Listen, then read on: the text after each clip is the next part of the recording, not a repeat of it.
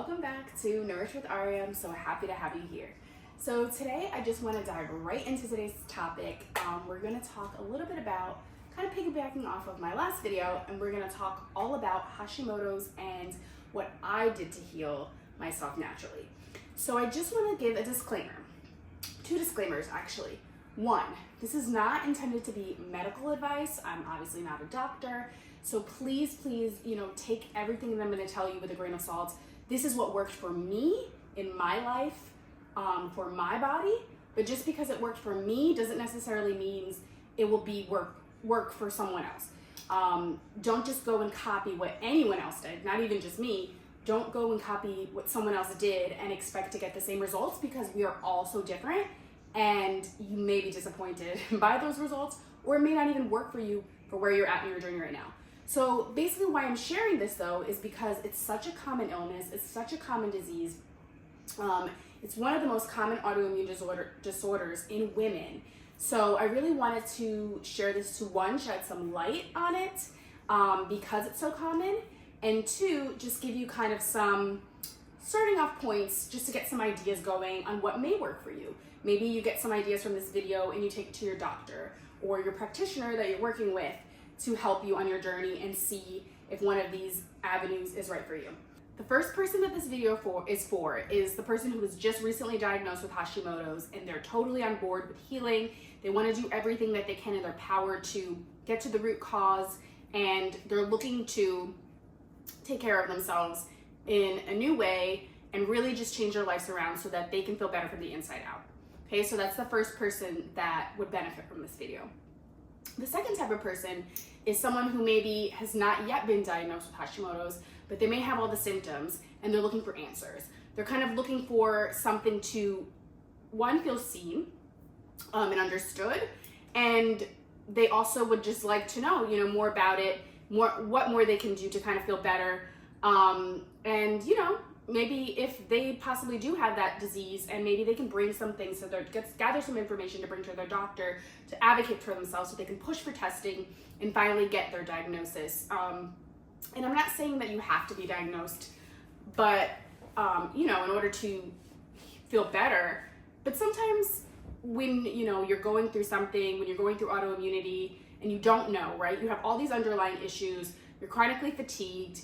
You have dry skin, dry brittle nails, your hair is falling out, just all the symptoms that are associated with Hashimoto's, and maybe you're looking online and it keeps popping up to you and it's resonating with you and your symptoms.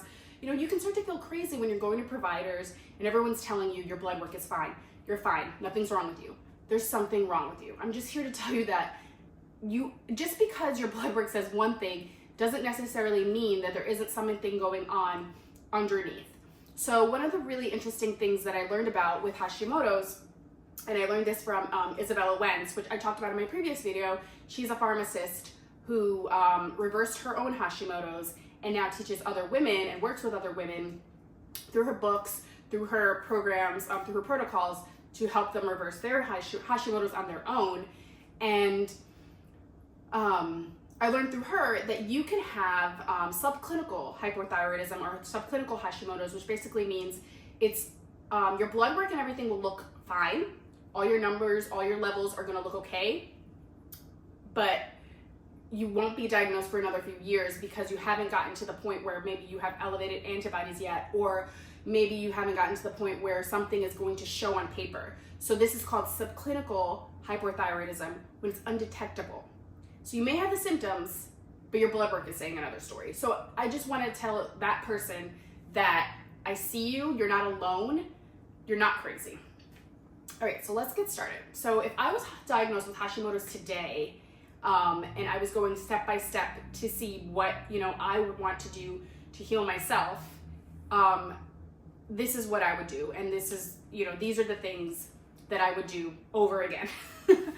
Because I've been through this already before, and like I said, while I may not be 100% in remission, technically, I guess I am because I don't have any symptoms, but if I'm not taking care of myself and I'm not doing things the right way, if I'm not sticking with my plan, I can easily go the other way. So while I am at a point where my body is strong and resilient, I wouldn't say that I can, just go off the wagon and start doing things, putting on a ton of stress and whatever, and then feel good, because I won't. I'll definitely be back to being tired, achy, all those things. So, okay. So let's get started. Sorry, that's a lot of things up front, but I just wanted to give you all those things and kind of let you know that if you're dealing with those types of things, if you're feeling that way, if you're kind of getting the runaround from doctors, you're in the right place. And I'm here to hopefully shed some light and give you some encouragement that you can do this. Okay, so step one. A lot of things that you're gonna see about Hashimoto's when you start doing research and you start kind of looking into it for yourself, you're probably gonna see a lot of things on diet. And this is kind of, within the autoimmunity space, there are a lot of things that are going to be pushed as far as diet and what's the best diet to follow and whatever. So that's one of the things that you're going to kind of first see popping up. And I think diet is an amazing place to start, not just because I have a bias because I teach people nutrition, I mean, maybe a little bit, but also because I know that within diet, that supports the foundations of your body. There's so many things that go with Hashimoto's that diet can help address, like if you have blood sugar issues, or if you are, you're not eating enough protein and things like that. So diet is definitely a great place to start foundationally, just to kind of get everything to start feeling better and kind of to decrease some inflammation that may be going on in your body. Because when you have an autoimmune disorder, you're going to have elevated antibodies against that area that's inflamed. You're going to have inflammation. There's things going on in your body. Your immune system is overreacting to something, or it's kind of like, or it's protecting you. It's doing these things to protect you because something is being, is attacking your tissues, and in the case of Hashimoto's, your thyroid is being attacked. So diet is a great place to start in order to just kind of get things calmed down and to address those things.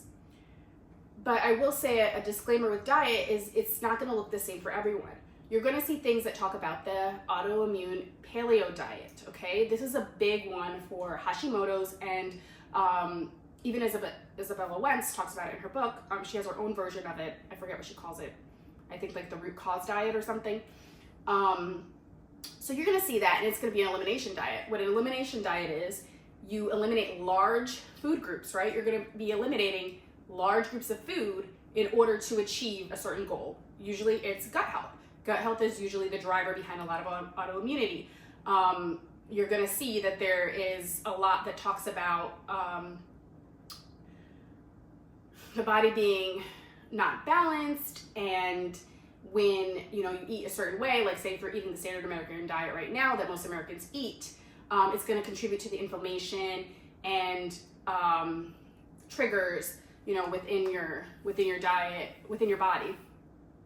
So you're going to see a lot of things about elimination diets.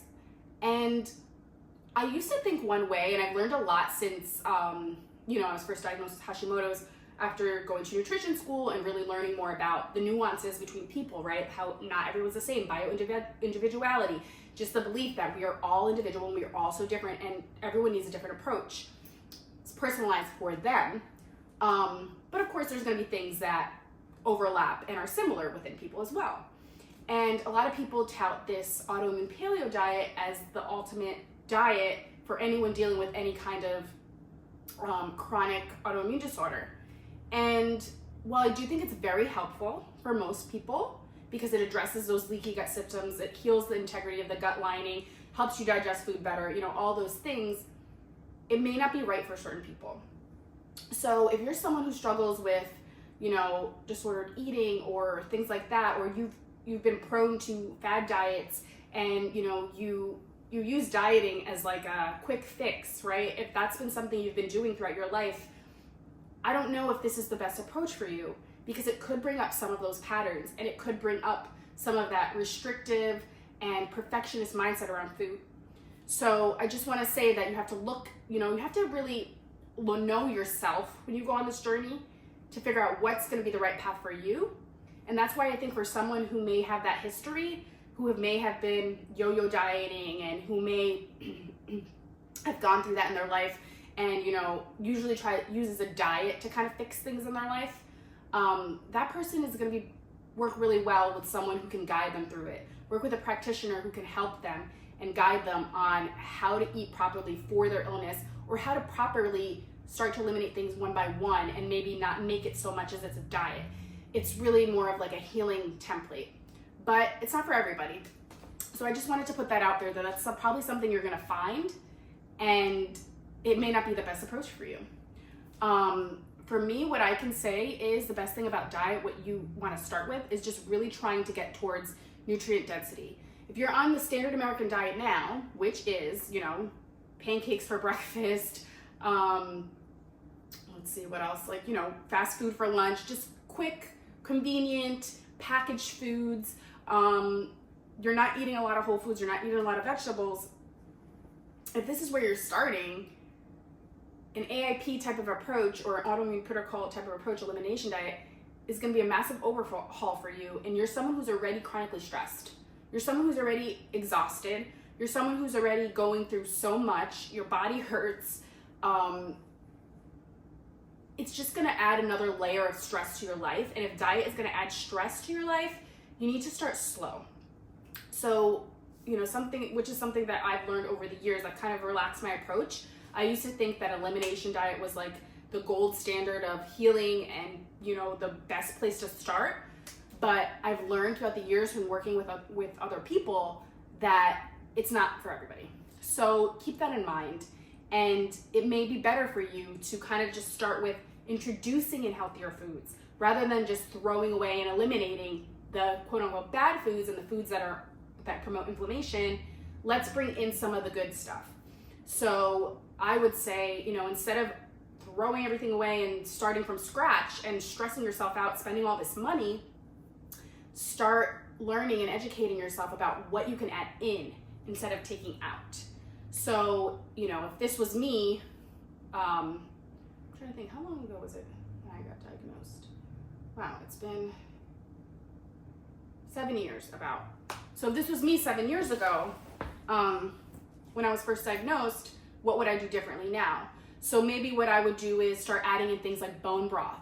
Bone broth is going to be healing for your gut. That's a gut health promoting food because of all the minerals, because of the glycine, because of the collagen and the fatty acids that are in there that help seal and heal the gut. Homemade obviously is going to be best because you know where it comes from, you know where you source the bones and everything like that. But there's so many brands on the market now that are great. I even had, my mom gave me like a gallon or a jug or whatever, carton, I don't know, the packages from Costco, and it had great ingredients, and it was a chicken bone broth. So you can find bone broths anywhere now that are very healthy, very nutrient dense. Just, heat it up on a simmer over the stove and you can just sip it. This is a great way to start building up your appetite. So if you're someone who's not hungry in the morning, which is the case for a lot of people who have imbalances with their health and their nutrition, start sipping some bone broth just to get that protein, that little bit of protein and fat in, right? Not first thing in the morning, but after you've had your medication and it's time to start eating and everything. Just to start slowly getting those minerals and things like that. It's better than not eating at all. You're getting something, and this is going to help promote good gut health. Other foods that are fermented are going to be really great to introduce in.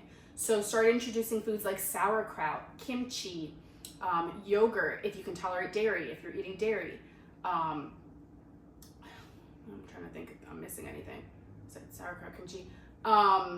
These are all great places to start. You're going to want to make sure that it's fermented though, because you can get the sauerkraut that you just like put in your hot dog, that you get in like the bag. You don't want to get that one. You want to get the good quality one that says that it was fermented, made in a fermented process. That means it's just cooked over, not even cooked, it's raw, but it's made over time, right? There's a fermentation process with the vegetables that give it those healthy cultures and probiotics. Yogurt is really great. I love Greek yogurt because it's plain. I can just add in my own flavors. What I do is I'll add some berries, some honey. Sometimes frozen berries are good because they're a little bit sweeter and they kind of like melt and they make that little like gooey, fruity mixture in there. It reminds me of like when you used to have like those fruit in the bottom type of yogurts. You can make your own healthy version. So that doesn't have tons of sugar. So having yogurt with berries. That's a great way to get the probiotics in. I love cottage cheese. I'm not a huge cottage cheese fan because of the texture. I find the texture icky, and I'm sure lots of other people do. Some people don't mind it. It's not something I'm eating out of the container. No. But I will mix it in things. So I will have pancakes with cottage cheese, or I'll have it in smoothies. And the brand Good Culture has the probiotics in it. So that's a really good brand to get if you're wanting to add more fermented probiotic-rich foods into your diet. Kefir, it's kind of like a strange yogurt where it's a little bit thinner than yogurt. Some people drink it as a drink. You can have it kind of like a milkshake a little bit. People do that. So there's so many different things that you can have to add in the healthy probiotics to your food. You're gonna want to eat an abundance of colorful vegetables. Adding in extra fiber to support your gut health. This helps, with your gut health and helps with elimination. A lot of people with Hashimoto's or autoimmune diseases suffer from constipation, and they have issues going to the bathroom. Sometimes they skip days going to the bathroom. If this is you, this is not normal. I will repeat it again. It is not normal to go multiple days without using the bathroom, okay? We need to be pooping daily, bare minimum once, 2-3 times is ideal. We want to be eliminating, everything that we're eating and getting the nutrients from it, obviously, and eliminating it. If you're finding that you're having stools that are watery or there's undigested food in it, that means your body is not absorbing certain nutrients. So, these are all signs that your gut needs a little help. Now I don't remember what I was talking about. Oh yeah, so I was talking about constipation. Yes. So fiber is, important in order to get stuff going, and eating lots of healthy fruits and vegetables of all colors, all varieties is going to be great. In season is best, but if that's not available to you because not everybody lives near a farm, or not everybody has access to that, whatever you can get that's clean and healthy, do that. Having a plethora of colorful fruits and vegetables is going to be great for you. Right now in the winter time, it's really great. You can do sheet pan roasted vegetables. You make it once. It's good for the next few days. Just add that as a side to your meals. You can do squash or sweet potato with Brussels sprouts. All those things are going to be flavorful and fun. Add some nice spices. Add some butter to it even. Things like this are going to help you start to enjoy vegetables again in different new ways. Seasoning is super important. I think a lot of people have the conception that vegetables are gross, and I think it's probably because they're just not seasoning them enough. You're not adding fun things like butter and other things. We tend to fear fats, and fats are not bad for us. Saturated fat is not bad for us as long as we're adding, it's not like we're eating sticks of butter. If you're adding it just as a little bit of a flavor enhancer, it's going to add that healthy fat to your meal, and you're going to feel fuller. You're going to get more energy. Fat is like slow burning energy. So, when I learned in nutrition school, it's like adding logs to the fire. It's slow burning. So you're going to have balanced energy throughout the day. You're not going to eat and then be tired right after. A common problem people have, why they feel so tired in between meals or snacky and hungry, is because they're not having meals that are balanced with enough protein, which, if you are an adult, you should be eating at least a fistful, your fist size, full of protein each meal. This is how you can kind of measure it. At least a thumb of fat, and then you're going to have your starchy carb or vegetable or whatever on the side. This is how you properly learn to portion for your body, by using those cues and also using your hunger cues, to get you throughout the day. So add in the vegetables. All vegetables are great. One thing I will know, if you do have gut issues and you are noticing that undigested food in the stool, loose watery stools, things like that, or even having trouble using the bathroom, you may want to lay off on the salads for a little bit and cook those vegetables. So have some roasted some sauteed collard greens. I love sauteed collard greens with garlic. The roasted sheet pan veggies that I mentioned before. Things like this are going to be easier for your body to digest and hold on to and absorb those nutrients when your gut is in a little bit of distress. Okay, so to add on with diet, let's see, what else can we add? We're adding fermented foods. We're adding colorful vegetables, a plethora of colorful vegetables and fruits to get added fiber. What else are we adding in instead of taking away? And then I guess we can start to look at quality of things, okay? So if you're used to having fast food and you're getting your protein from fast food and things like that, start making more meals at home.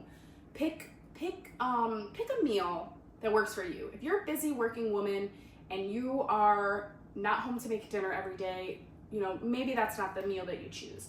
Maybe what you do is you batch cook a couple meals beginning of the week. When I used to work full time, I would just on Sunday, like usually on Friday, Saturday, I would grocery shop. I wouldn't do it on the same day. One thing I learned is do not meal prep on the day that you go grocery shopping, because you're gonna get home and you're not gonna want to, and you're gonna eat out. You're gonna order food. You're not gonna want to make meals. I mean, maybe you are, I don't know. Me personally, that did not work for me because you're tired from running around all day, getting whatever you need, and then you don't wanna make the meal. Like you're done already for the day. So my advice would be grab what you need for your meals, plan it ahead, grab what you need for your meals, make it on a Sunday or whatever day you have a full day to really like batch and prep. Use kitchen appliances if you have like a crock pot or an Instant Pot. Make sheet pan meals, so that you can make large trays of food and put them in the oven and set them and forget it until it's ready. Use a toaster oven. I use all these little tools because then I can do things and clean the house and do other things while I'm cooking, like just so that I can set it and forget it. It's just easier for me to have convenience, to have that availability to be able to cook in multiple places and, still get other things done. Especially when I was working, because the weekends were literally my only time to recuperate for the week, get everything prepped and do all those things. So my advice to you, if you are in that situation or that type of season in your life right now, would be to plan it out and do it. Pick a day you're gonna do it. And then maybe you just prep your lunches 1 week, right? Maybe that's where you start. I'm just gonna eat a healthy, balanced lunch every day of the week. And that's where I'm gonna start. And then you build. Just with everything else I'm gonna tell you in this video, you're gonna start with one thing and you're gonna layer and you're gonna add. Once you get that down and you got it going, you're gonna build to the next thing. You're not going to overhaul, like I said, you're going to slowly start to add in the new habits, slowly start to add in the healthier foods, slowly start to eat the other foods less and less, because this is how you're gonna do it in a less overwhelming, more sustainable way. Think about this as a lifestyle change. You are changing your life, and we can't change our life like that. It has to be little by little. There's still things that I'm working on today. I mean, maybe it's not simple things like this. It might not be diet, I've got that down, but there's other things that I'm still working on. I'm still working on better sleep hygiene, like that's been hard for me, especially as a mom. If and you have small children, that nighttime is like the only time sometimes that you're able to spend with your spouse, that you're able to watch a show or do something that doesn't require, attending to someone. So that's been something that's really hard for me to let go of, because I want to have a little bit of time to myself in the evening, and usually it winds up, being later, and then I don't go to sleep as early as I should. So that to say that this is a lifelong journey. This is a process. You're not just going to remove something, throw everything away and start over. We don't want to do that. I mean, some people are all or nothing and it works for them. But for most people, what I've learned is taking a gradual approach to healthier habits is a much more sustainable way. Same with weight loss, if you're trying to lose weight. You don't want to drop into that crazy calorie deficit right away and start losing all that weight, because as soon as you eat a cracker, you're going to gain 5 pounds back. And I know that's an exaggeration, but I'm just giving you an example of why that's not a sustainable approach to that.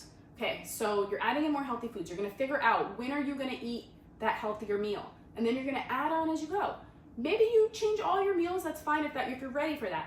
But if you're not, this is a great way to start. It's just by picking one meal that you can manage, and then that's gonna be your healthiest meal, nutrient-dense meal of the day.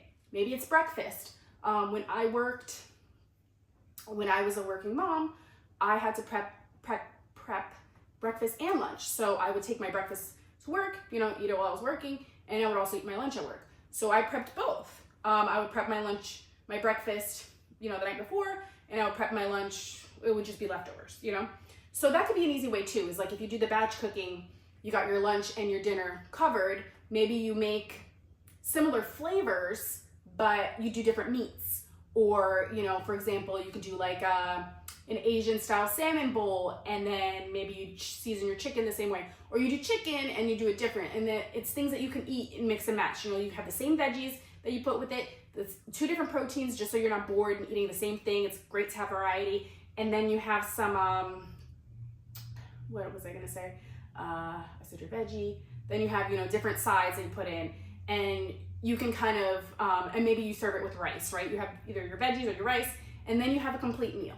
So your rice is the base, and then you have the protein, 2 different proteins, and then you mix and match.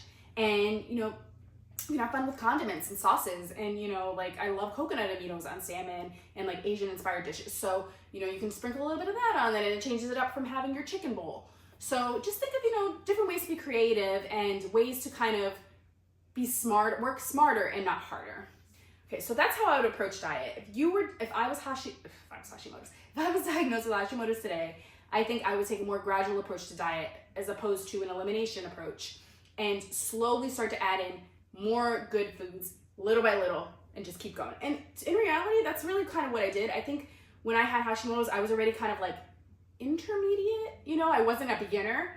So it was easier for me to kind of eliminate certain things and like just completely get rid of them rather than to change everything, because I was already, after I had my son, I was already kind of like learning to snack healthier, learning to eat more balanced. I was already learning these things.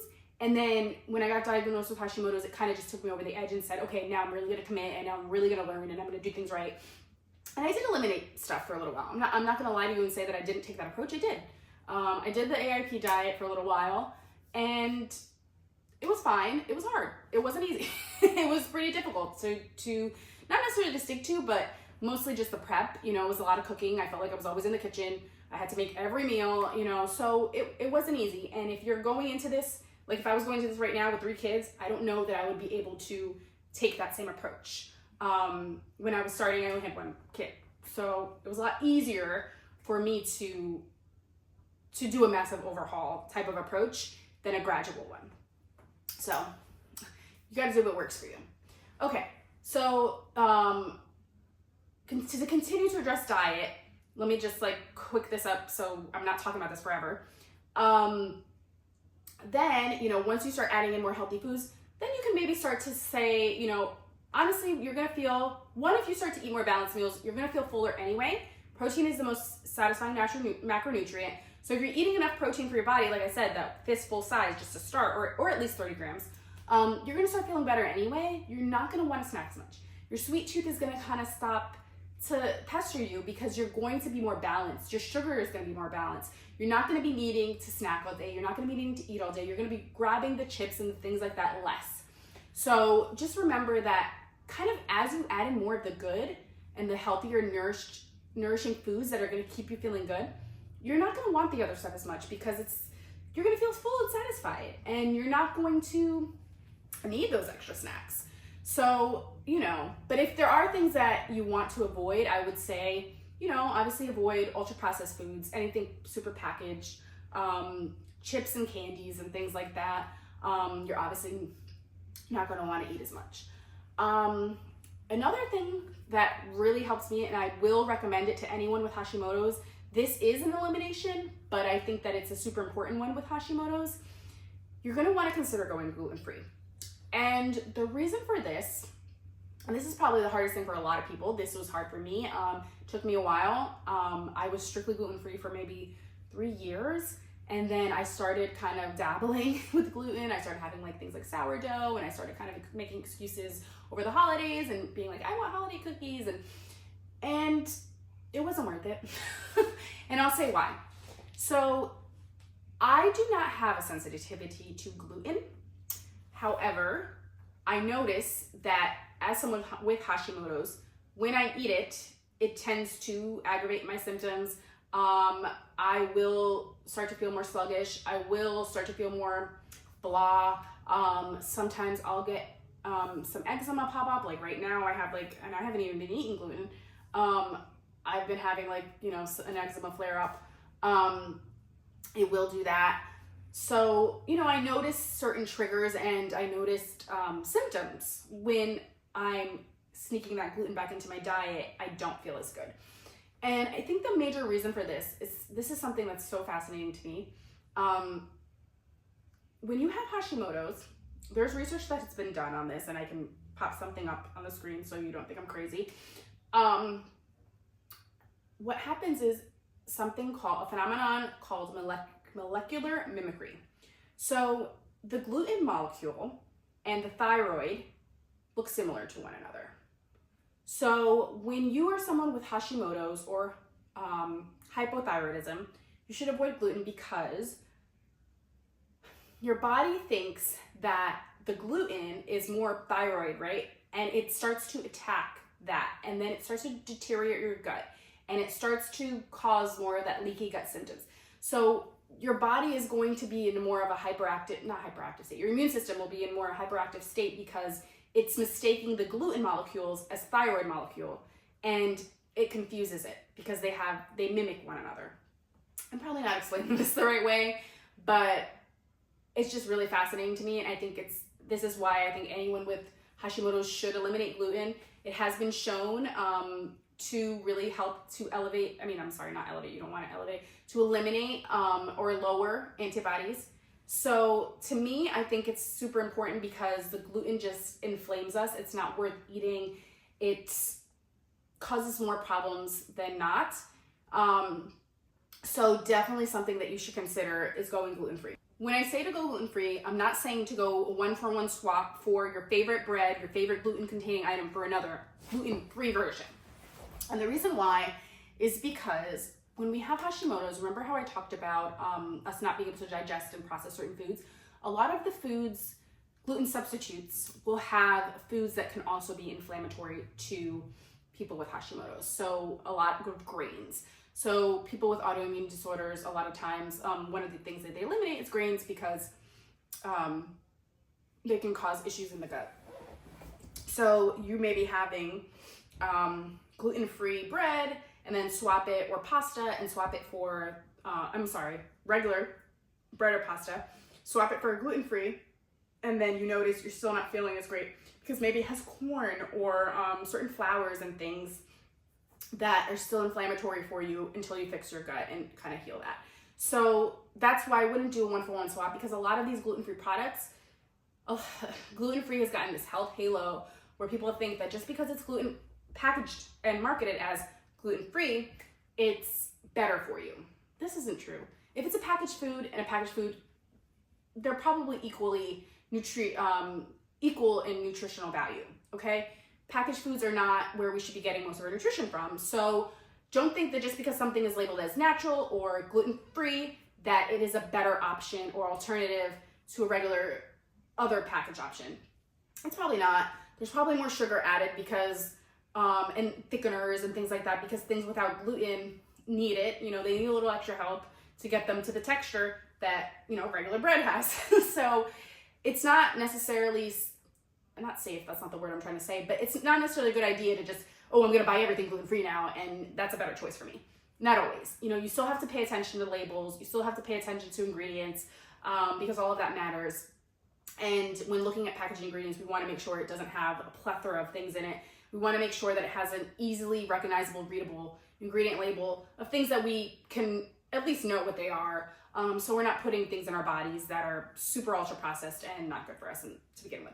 So, you know, don't be fools, I guess, by marketing claims and gluten-free swaps, thinking that you're going to feel better because you're switching completely gluten-free. Because people have said, oh, I don't feel any better when I eat gluten-free, and that's most likely why. It's because they're just swapping like for like and poor nutrient for poor nutrient just because it says gluten-free. So don't be fooled by marketing because there's so many predatory, you know, in the food industry, predatory marketing schemes that make us think that something's better for us when really it means nothing.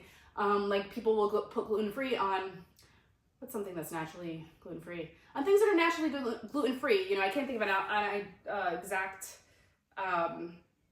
thing right now, like type of food, but manufacturers know that people associate gluten-free with healthier, and they'll put gluten-free on something that never had gluten in it to begin with. Like it wouldn't anyway, because it's not, like a chocolate bar maybe, let's say, or like chocolate chips. Why would they have gluten in them anyway? Like, no, they don't. So it doesn't make it healthier just because it says gluten-free. Okay, rant over about that. But yeah, so that's where I would go with diet. I would definitely consider gluten-free.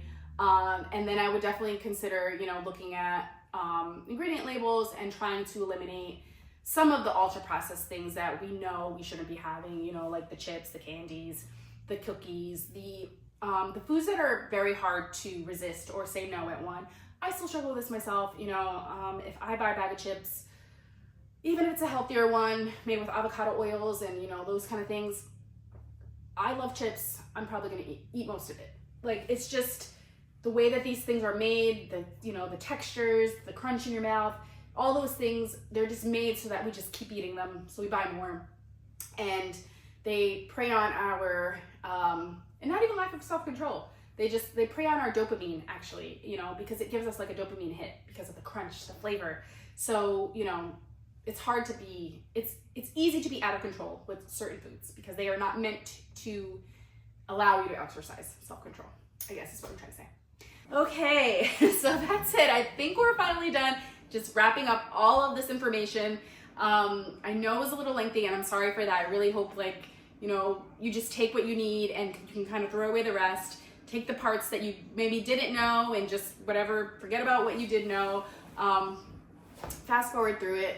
I know I talk a lot, but I just hope that you were able to get some value out of this video, and I hope you were able to learn kind of some places where you can start thinking about if you have Hashimoto's or autoimmune disease and you want to start feeling better, you want to start taking your control back into your hands and, you know, slowly changing things and doing things, then yeah, these are definitely the areas that I would look into.